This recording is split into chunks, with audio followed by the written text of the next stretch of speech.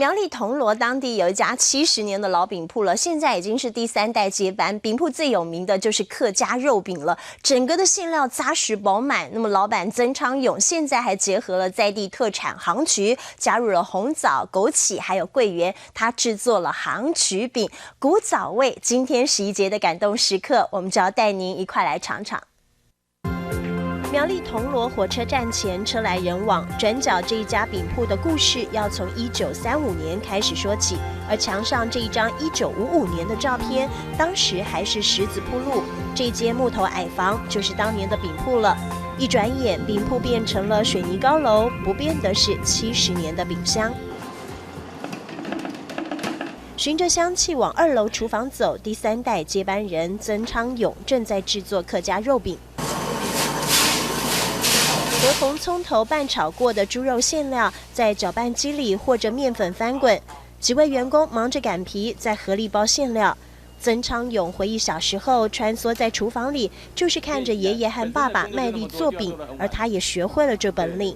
佢虽然唔要讲用乜个当好的材料来做安尼饼的，但是呢，一饼的对我来讲係3代人的感情都一饼的喺度。一块饼维系3代情，他说当年物资匮乏，爷爷把肉块拿来做成饼，举凡嫁娶庆典才能吃得到。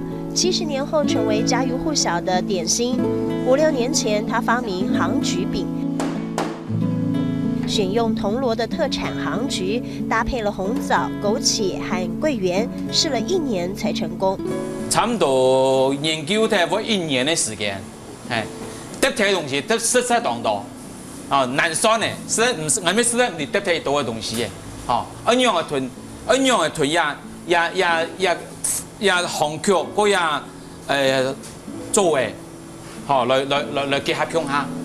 皇天不负苦心人，杭菊饼打响知名度，也提升在地产业。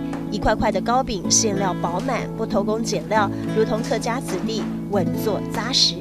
特地饼嘅，就要当用心嘅去做好了。当用心的同米的饼啊，做到最后是不大合适。曾昌勇曾经在外面工作，后来选择回家接棒。他说，那是一种责任，也是使命感。80个寒暑淬炼客家饼的老坚持，3代的传承，精进杭菊饼的新尝试。客庄的一角，时光荏苒，唯有好滋味，记录不变的感动时刻。